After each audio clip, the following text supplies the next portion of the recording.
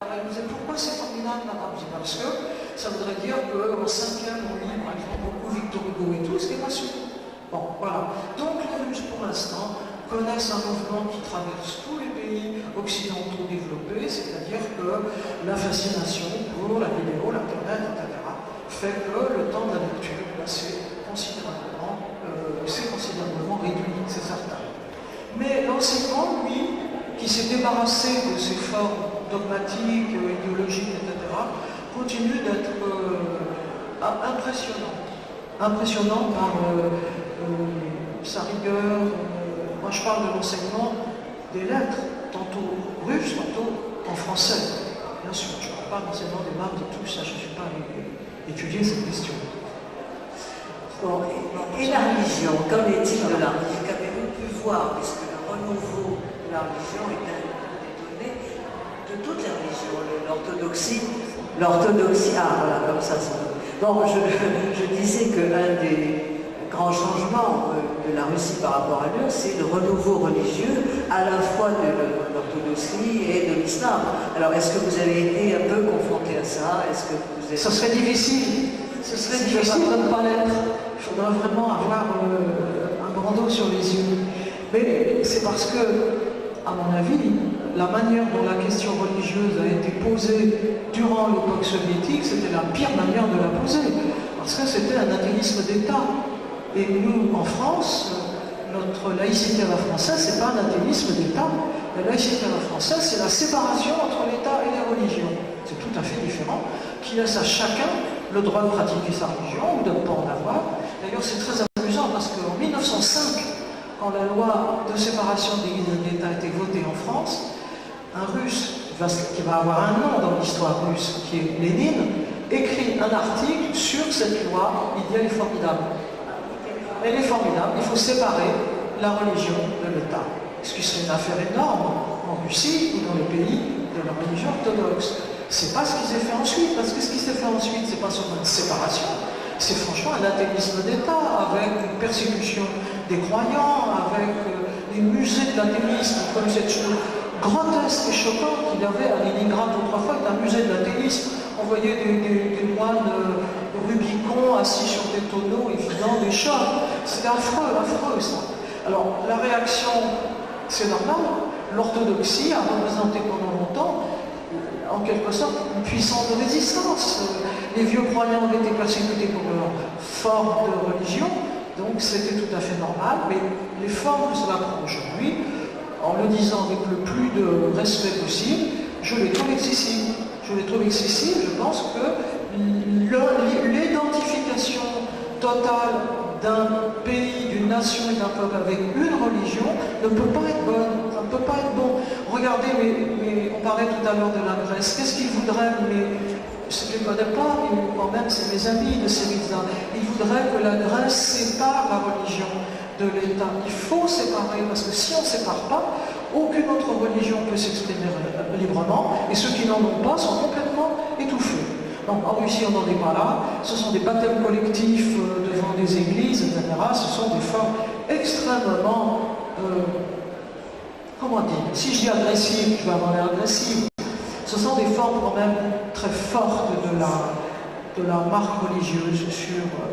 Et un de nos accompagnateurs, avec qui je me suis très bien entendu, je dirais un soviétique dans la soixantaine à peu près, donc quelqu'un qui avait connu l'époque soviétique, et un jour nous étions dans une église, nous nous tutoyions, nous étions devenus vraiment amis, je le regarde, je lui dis, tu te signes et tout?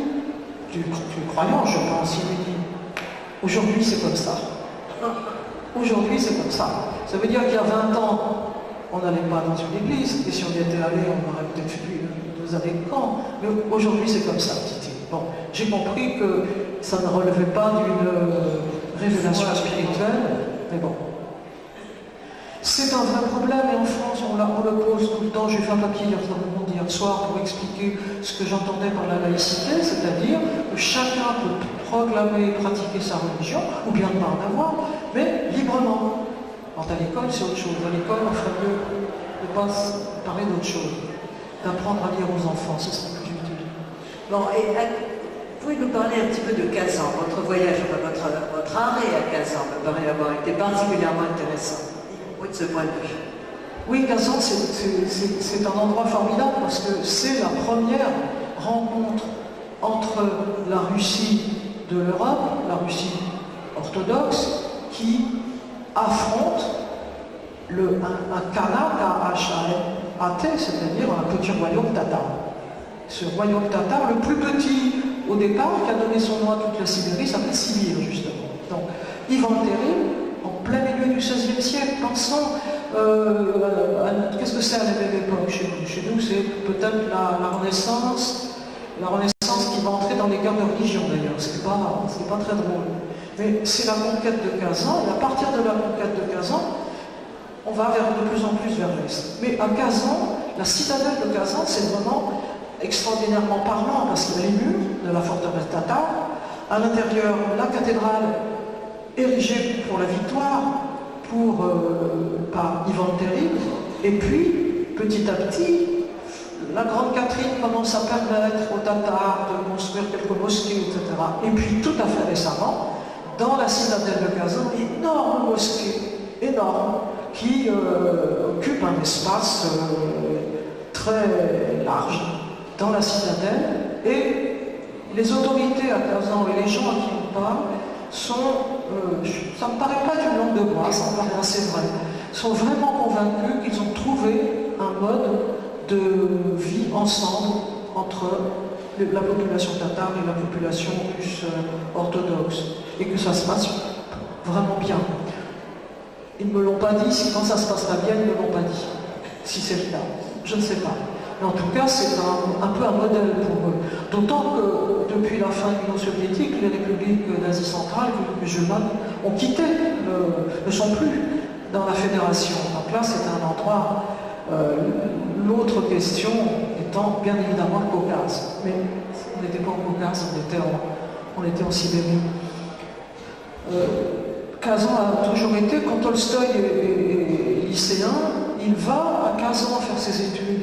Et il a pris quelques cours, on dirait des unités de valeur maintenant, de tatar. Il étudie le tatar, mais à l'époque, les tatars à Kazan, c'est les cochers, les domestiques, les femmes de ménage. Les tatars ne sont pas du tout reconnus à l'égalité des Russes, pas du tout. Alors il ne faut pas oublier que la très grande Anna Akhmatova avait une grand-mère tatar, dont elle est très fière. Pour parler un peu d'autre chose, votre livre est dédié à la mémoire d'Antoine Vitesse. Est-ce que vous pourriez nous parler un petit peu d'Antoine Vitesse, qui est quand même une grande figure de la culture française, et avec qui vous avez longtemps travaillé, je crois? Alors il y a deux personnes une fois qui le livre est dédié, Antoine Vitesse certainement, mais aussi à quelqu'un que je n'ai pas connu, j'aurais pu, il était une petite fille quand il est mort, mais j'aurais pu, qui est André Gide, parce que j'ai mis en exergue de ce livre une citation de Gide que j'aime beaucoup. Quand Gide est revenu d'Urs et a publié ses livres terribles, Retour d'Urs et Supplément Retour d'Urs, dans l'un de ses livres, où il a vu la réalité du système, il dit qu'il faut faire attention parce que, dit-il, à propos de l'URSS, souvent le mensonge est dit avec amour et la vérité est dite avec haine. Eh bien, je l'ai transposé, j'ai changé l'URSS en Russie et je trouve que ça colle très bien. Parce qu'aujourd'hui, on dit beaucoup de vérité sur la Russie, c'est vrai, mais on les dit sur un ton vraiment de grande agressivité et on dit aussi beaucoup de mensonges et on les dit avec une complaisance. Donc la deuxième personne la personne à qui vraiment est dédié ce livre, c'est en effet Antoine Vitesse, puisque la première fois que je suis allé en URSS, c'était, je le connaissais, j'avais travaillé avec lui à la préparation d'un spectacle une mise en scène qu'il a faite à Moscou en avril 1977, qui était, dans une traduction russe, une mise en scène de Tartuffe. Et j'avais travaillé à la préparation avec lui à Paris, en particulier en consultant le fonds Louis Jouvel qui est à la bibliothèque de l'Arsenal à Paris, où il y a toute la documentation sur le Tartuffe de Jouvel. Donc je suis allé en mars 1977 voir la répétition de Tartuffe à Moscou. Alors Antoine Vitesse parlait russe parfaitement, puisque après des débuts dans le théâtre qui n'avaient pas été à la hauteur de ses espérances, il avait appris le russe et s'était décidé même à faire des études de russe, à passer l'agrégation de russe, à devenir professeur de russe, etc. Et on lui doit quand même la traduction du Don Pessil. Sholokov, Grosse-Brique, livre dont on dit maintenant que Sholokov a entièrement piqué les mémoires d'un cosaque, etc. Je ne sais pas, en tout cas c'est un livre intéressant. Franchement, ceux qui ne l'ont pas lu peuvent le lire. Hein. C'est vraiment... Y compris aussi d'ailleurs plus tard Terre défrichée, mais c'est un autre sujet.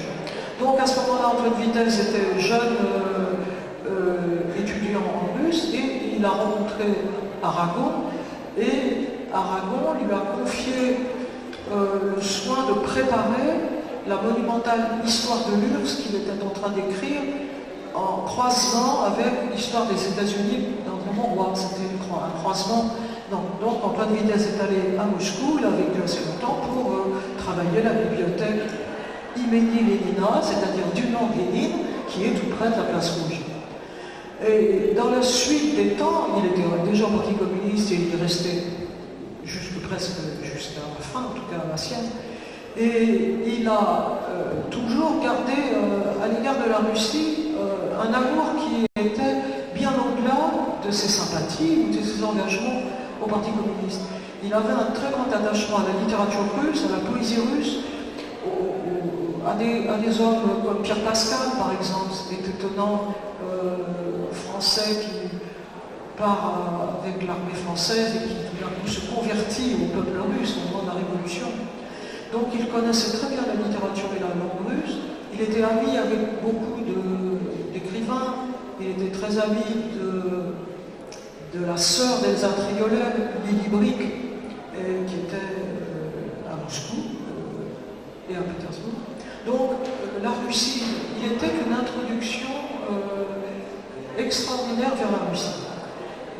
Il avait une théorie qui est souvent juste, c'est sur les variations de la langue russe avec l'époque communiste, jusque dans l'accent, les mots qui avaient disparu, une langue nouvelle qui était apparue. Et il aimait jouer avec il aimait lire les poètes d'avant la Révolution avec ce qu'on pouvait imaginer la voix russe d'avant 1917. Et puis ensuite, il y avait la voix russe qui était celle peut-être des congrès, des grands congrès du Parti communiste néo-soviétique.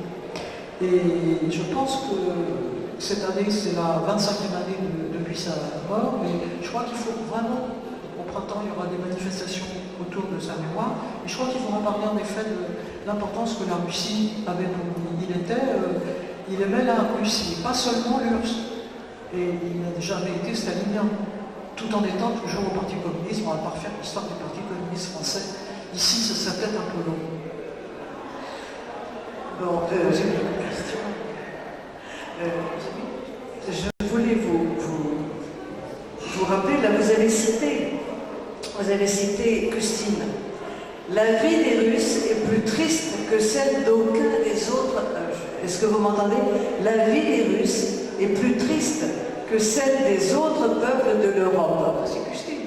Custine, oui, c'est Custine, c'est pas vous, c'est Custine. Je voulais savoir si vous partagiez cet avis. Bon, la phrase est forte, quoi. Ben, tout le monde sait l'importance qu'a eu Custine au XIXe siècle pour faire connaître la Russie. Son journal a été édité, je crois que c'est Michel Parfenoff qui l'avait édité à Actes Sud, enfin dans cette édition voisine d'Actes Sud. Alors sur Custine, les avis sont très partagés. Si on en croit par exemple quelqu'un que je rencontre très souvent, qui est Mme Karagantos, secrétaire perpétuelle de l'Académie, russe elle-même, et parlant, écrivant et comprenant très bien russe, le témoignage de Custine est à rejeter pour plusieurs raisons. La première, c'est qu'au fond, il ne sortait jamais de son hôtel.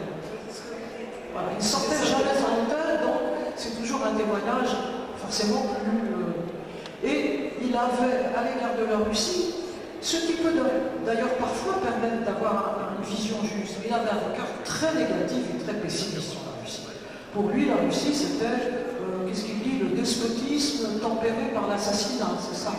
C'est une formule qui est belle, mais qui est évidemment très très dure. Donc, la lecture de Custine a emballé des générations, et aujourd'hui, on peut toujours le lire. Et peut-être qu'il faut le lire avec une peu plus de distance, voilà. Vous la trouvez triste aussi? Non, pas du tout. Non. Mais non, elle pouvait être tragique. Ce qui était triste, c'était le quotidien imposé, qui a été imposé pendant des dizaines d'années à des milliers et des millions de personnes, qui était qui était presque une forme de gouvernement. C'est-à-dire par la tristesse du quotidien, par la difficulté de l'approvisionnement, le temps qu'il fallait passer dans des lieux pour se procurer le nécessaire, on a exercé un contrôle très puissant, au fond, qui n'était plus là. Quand j'y suis allé en 1976, 17, c'est plus la grande terreur. On a encore beaucoup de gens dans le contrôle, c'est plus la grande terreur. Mais il y avait cette vie quotidienne tellement difficile, cette vie matérielle difficile, ces ascenseurs qui ne marchaient nulle part, l'expression la plus répandue partout pour tout ce qui aurait pu marcher était Narimont, c'est-à-dire en réparation. Donc tout ascenseur avait un écriteau Narimont, toute porte automatique Narimont. Narimont était, je dois dire que quand l'ascenseur ne fonctionnant pas un jour à l'académie, j'ai dit à quelqu'un en côte, Narimont, et donc elle arrive parce que Narimont c'est vraiment 50 ans ou 60 ans de socialisme réel, tout était Narimont. Bon. Ça ne veut pas dire qu'aujourd'hui tout est devenu brillant, mais cette difficulté quotidienne rendait forcément, avait une tristesse dans la vie. Les gens n'avaient pas trouvé de mine, etc.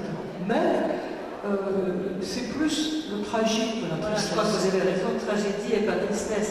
Parce que je suis frappée même dans le livre de Fernandez, qui a écrit lui aussi sur son voyage, lui aussi il parle plutôt de la bonne humeur des gens. Et Gilles aussi, toute une partie du retour d'Urs, et il est séduit, étonné et séduit par la bonne humeur des gens. Alors après, il découvre comme la difficulté de leur vie, mais d'abord, il est frappé par la bonne humeur, leur joie de vivre. C'est une chose très difficile. Ça aussi dans il y a un mystère pour moi, il y a un mystère qui est, il y a chez les Russes que j'ai pu rencontrer, qui sont des centaines de milliers, donc c'est très insuffisant dans les moyens. Il y a une espèce de confiance dans leur pays. C'est pas qu'ils croient à son destin manifeste comme... non, mais ils sentent qu'il y a une confiance. Elle peut descendre très bas, elle remontera. Elle peut être écrasée, elle a la force de remonter. Il y a oui, une espèce d'optimisme, comment l'appeler, à la fois historique, géographique, qui sont aussi adossés à un tel espace. C'est tellement énorme cet espace, incompréhensible pour nous. C'est quand on était sur ce bateau qui descendait du Yenisei, il y avait un village tous les 250 km à peu près. Un tout petit village, encore bien plus petit maintenant, parce que les villages n'intéressent plus le nouveau pouvoir, donc on les laisse mourir. Mais avant, il y avait une pêcherie, un atelier de fourrure, etc. Maintenant, il n'y a plus rien de tout ça. Et les gens qui sont là, les plus jeunes veulent partir, c'est sûr, mais les maisons sont décorées, repeintes, les fenêtres, il y a des jolis rideaux, des géraniums, etc. Il y a une vie comme ça, simple, mais qui est extrêmement émouvante, vraiment, très émouvante, s'accroche vraiment. Est-ce que vous pourriez me dire votre plus beau souvenir du voyage? S'il y en a un qui surgit comme ça. Je pense que j'aurais beaucoup de mal à trouver une scène. Au fond, j'ai eu à plusieurs reprises dans mes voyages des rencontres avec peut-être je me trompe, hein, mais bon, avec une gentillesse à la fois ancienne et populaire, je ne sais pas comment dire.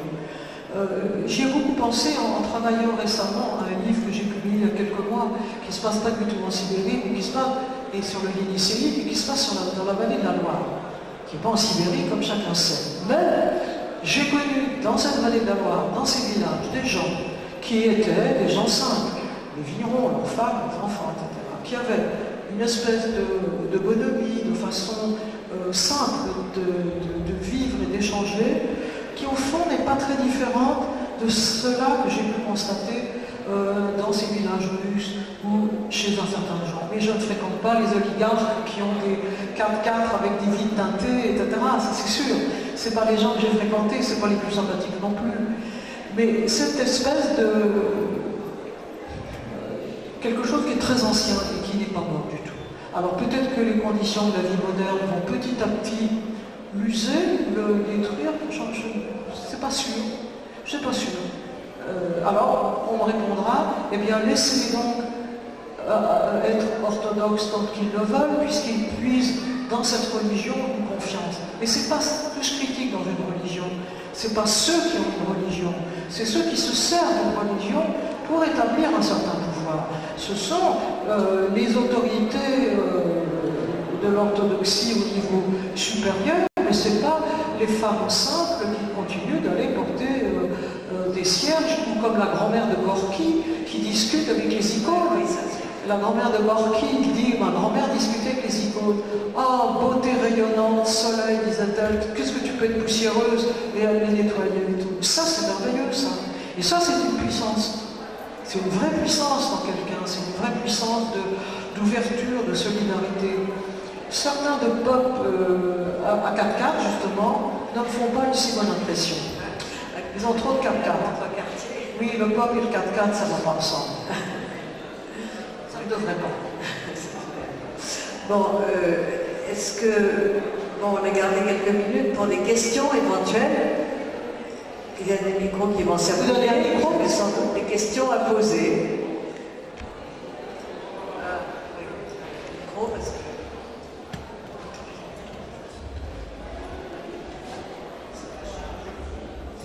Bonjour. La dernière fois que j'ai eu l'honneur de vous rencontrer, c'est à Leipzig. Pardon. Je vous ai rencontré à Leipzig quand vous êtes venu faire une conférence. Vous êtes d'un tel écho, votre voix nous paraît... Non. J'ai grand plaisir de vous retrouver parce que la dernière fois c'était à Leipzig, à l'Institut français. Ah, formidable. D'ailleurs, on a vu Dominique Fernandez, que je connais un petit peu. Bon, je vais être bref, parce que j'ai vécu un moment. Je crois que vers la fin, vous allez toucher quelque chose de fondamental, c'est l'attachement à la terre. Regardez, et là j'aimerais voir votre commentaire avec la Loire et tout. En russe, vous savez, chrétien et paysan, christian, c'est vrai. Alors que chez nous, c'est le contraire, c'est en latin. Bon, on ne va pas revenir à Pétain, l'attachement à la terre, bon, il y aurait quelque chose à dire.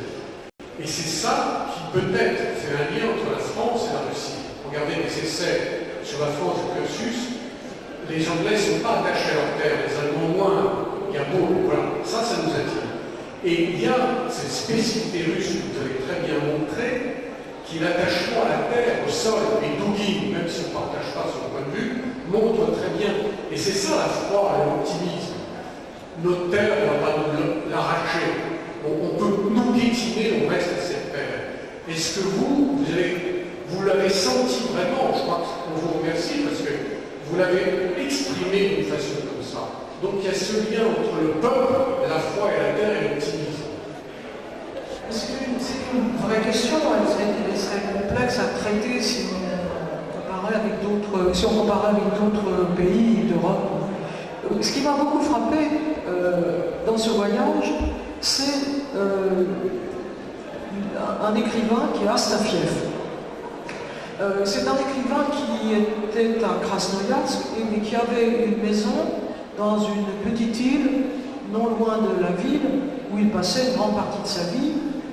C'est un homme qui avait fait la Deuxième Guerre mondiale et qui avait été ouvrier avant d'être un auteur connu et reconnu. Et Astafiev est lié non seulement à son village, mais à son fleuve, qui est le Yenisseï. Et on a fait sur le Yenisseï des barrages qui ont été des catastrophes écologiques.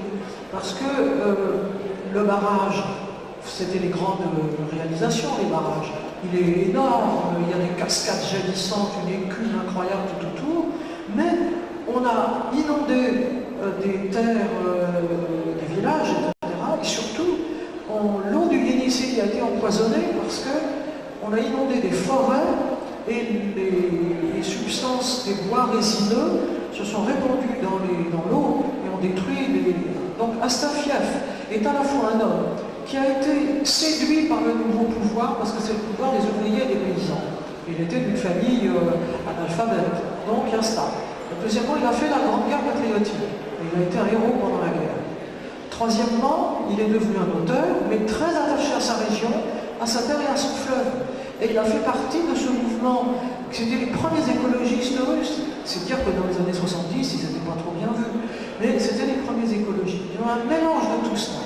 Alors, qui peut chez certains dériver vers une espèce de mysticisme de la Terre qui peut être limite, si j'ose dire, parce que je rencontre un jour un écrivain qui me dit « Madame, un écrivain russe n'a que 3 sujets. » Je lui dis « Lesquels, monsieur ?» Il me dit « Dieu, la terre, la femme. » Je lui dis « Ben oui, mais hélas, aucun des 3, je ne dois pas être écrivain. » Je lui dis « Parce que, en tout cas, je ne suis pas un écrivain russe, parce qu'aucun des 3 est mon sujet, ni Dieu, ni la terre, ni la femme. » En tout cas, peut-être la liberté des femmes. C'est autre chose. Et la terre, il flotte de la loi. Et voilà, ça répond, je pense, à ce que la question que vous soulevez et qui explique en effet cette confiance russe très profonde.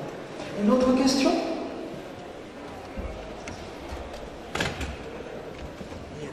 Alors qu'il y a des questions. Ne soyez pas timide. Bon, est-ce que vous avez des contacts avec les écrivains avec que lisez-vous de la littérature actuelle qui vous plaise? En fait, j'ai beaucoup d'auteurs à découvrir. Je lis Prix des gens comme ça, qui sont des auteurs chocs. J'ai lu beaucoup Lise Caillé à un moment, moi maintenant, je suis moins passionnée pour elle que je l'étais au début de ces... Et puis, c'est vrai, je lis aussi beaucoup, et c'est peut-être un tort, mais c'est comme ça pour tout le reste aussi, je relis beaucoup les grands auteurs russes. C'était très drôle parce que quand on était avec Dominique Fernandez, j'en disais quel est le premier livre russe que vous avez lu et à quel âge? Et alors Dominique disait, alors j'avais 14 ans, c'était Guerre et Paix. C'était Anna Karenina, oui. Et moi j'avais 14 ans, mais c'était Crime et Châtiment. Donc voilà, donc on essayait d'expliquer pourquoi c'était bouleversant, parce que c'était l'entrée dans notre monde de quelque chose qui avait une violence, une ampleur assez saisissante. Oui. Oui, bien sûr. Je sais que vous êtes venu à une rencontre avec vos collègues qui avaient fait le voyage, avec un livre de Leskov. Alors comme moi Leskov, le Pèlerin enchanté. J'ai lu ça. Que vous étiez arrivé. Non, je suis arrivée avec la vie d'Avakoum. Leskov. J'ai voulu. Et puis il y a quelqu'un que j'aime énormément qui s'appelle Golovanov, qui a écrit un livre Éloge des voyages insensés. Et c'est un livre extraordinaire de ce russe assez jeune, une cinquantaine d'années, et qui est allé vers les régions lointaines de Sibérie pour retrouver quelque chose justement des origines. Oui, il faut prendre un micro, pardon. On va vous donner un micro. Moi, c'était pas. C'est moi qui ai le micro, madame. Le micro est là? Non, j'avais une question à poser. Ah oui, c'est pas une question à poser, c'était simplement pour dire, lorsque vous avez terminé votre voyage, j'ai acheté les 2 livres, celui de Dominique Fernandez et le vôtre, et je les ai lus en même temps, parce que c'était très intéressant de voir la façon dont vous avez voyagé, dont vous avez vécu votre voyage, et la façon dont Dominique Fernandez avait vécu, et c'était vraiment très intéressant. Vous savez, on s'amusait beaucoup à bord, et moi j'avais inventé une petite fable qui était que 2 écrivains voyagent ensemble, enfin dans un groupe, et tous les 2 écrivent un livre. Et chacun essaie de filer des renseignements erronés pour que son livre soit moins bon. Donc on s'est beaucoup amusé à ce jeu, mais on ne parlait pas du tout de ce qu'on mettait dedans, on l'a découvert qu'au moment où ils ont été publiés. Et vous aviez décidé de publier chacun. Voilà, on a publié apparaître en même temps. Et donc votre observation est intéressante puisqu'il y a une volonté de faire apparaître en même temps. Absolument. Et c'est vrai qu'on peut conseiller à l'assistance à ceux qui, par malheur ou par bonheur, n'ont pas encore lu Sibérie et Transsibérien, de les lire.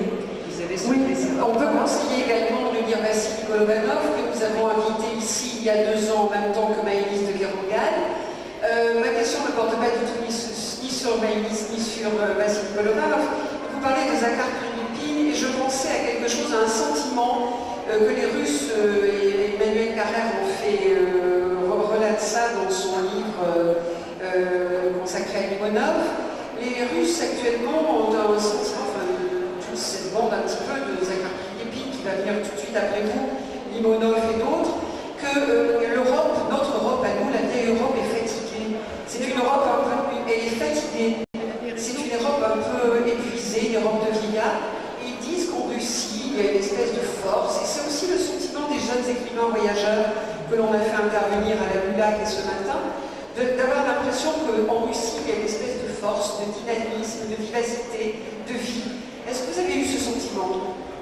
C'est tout à fait juste, en particulier quand, dans ces grandes villes de Sibérie, il n'y a rien tout autour. Il y a une route qui mène à un endroit, puis c'est tout. Et ces villes ont 800, 900 000 habitants. Elles ont quelque chose d'un peu artificiel aussi. Il y a beaucoup de quartiers de bureaux. Bon, moi, c'est pas une bonne nouvelle du tout de voir que les sanctions qui sont prises contre la Russie d'aujourd'hui sont en train de créer une crise économique grave. Et j'entendais l'autre jour à la télévision un reportage, on interrogeait des Russes de la rue, comme on dit aujourd'hui. Et une dame disait, on la traduisait, disait, bon, c'est pas difficile, ils sont en train, toujours, l'Occident, l'Amérique, tout, ils sont en train d'essayer de nous ruiner parce qu'ils convoitent nos richesses de Sibérie. Il est certain que la Sibérie contient dans son sous-sol des réserves de pétrole, de gaz de schiste, d'or un peu moins maintenant, de métaux rares qui sont fabuleuses. Donc, est-ce qu'il y a un calcul de ce genre? Je ne sais pas. Mais les Russes le ressentent comme tel. Ils ressentent comme tel que les sanctions que l'histoire de l'Ukraine, au fond, est mise à profit pour, une fois de plus, casser la Russie. Et ça, c'est très mauvais de laisser se développer dans un peuple l'idée qu'on cherche à l'humilier, à le casser. L'humiliation, sur le plan interindividuel et sur le plan national, il n'y a rien de pire. Donc c'est très mauvais. Et que ces sanctions soient début d'une crise économique, c'est pas un très bon signe parce que on revient de loin, songeant à l'état de désastre dans lequel était la Russie. Moi, je suis allé à Nizhny-Novgorod dans les années 90, c'était quelque chose d'effroyable. Des queues, non pas de gens pour acheter dans les boutiques, mais de vieilles femmes à qui on avait confié des objets pour qu'elles les vendent. Les gens qui avaient des objets à vendre, elles faisaient la queue pendant des heures pour prendre une boîte gravée, une petite cuillère en argent, etc. C'était un désastre épouvantable. Donc ils sont remontés par rapport à ce désastre. Si on les repousse dans la crise, je ne suis pas sûr que ce soit une bonne idée. Oui?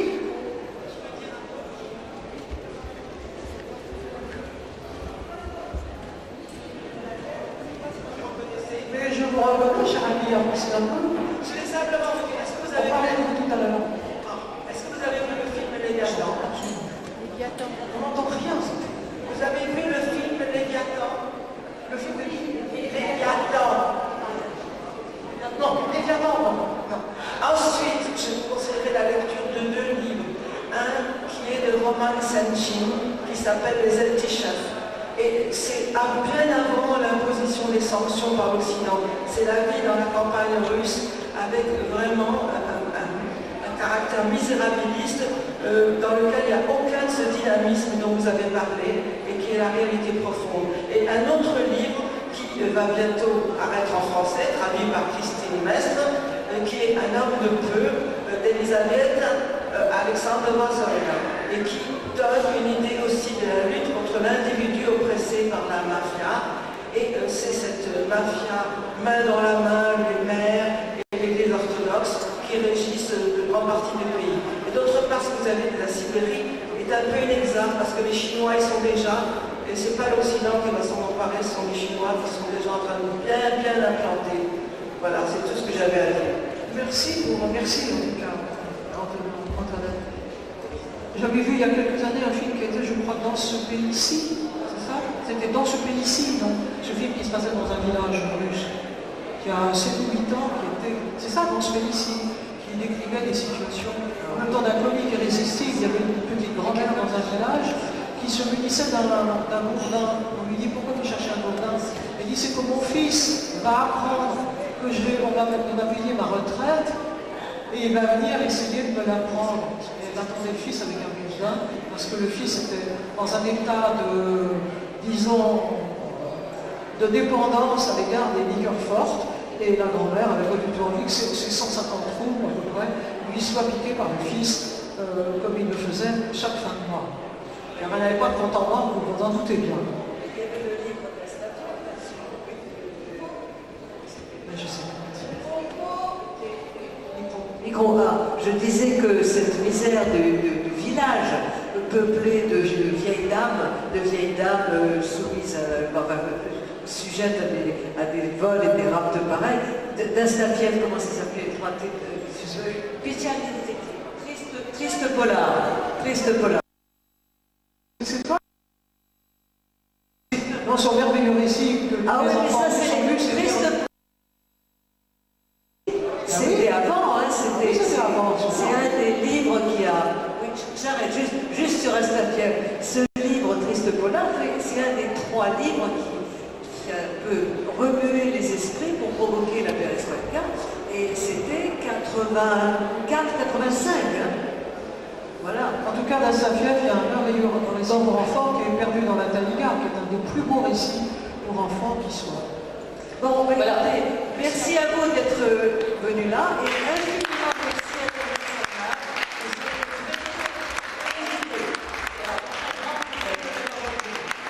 Je voudrais aussi particulièrement remercier Danielle Sarnard pour le regard tout à fait nuancé qu'elle nous a donné aujourd'hui sur cette Russie qui est si complexe et qui est interprétée de façon tellement diverse et sujette à la contradiction, et son regard m'a paru particulièrement intéressant. Donc merci.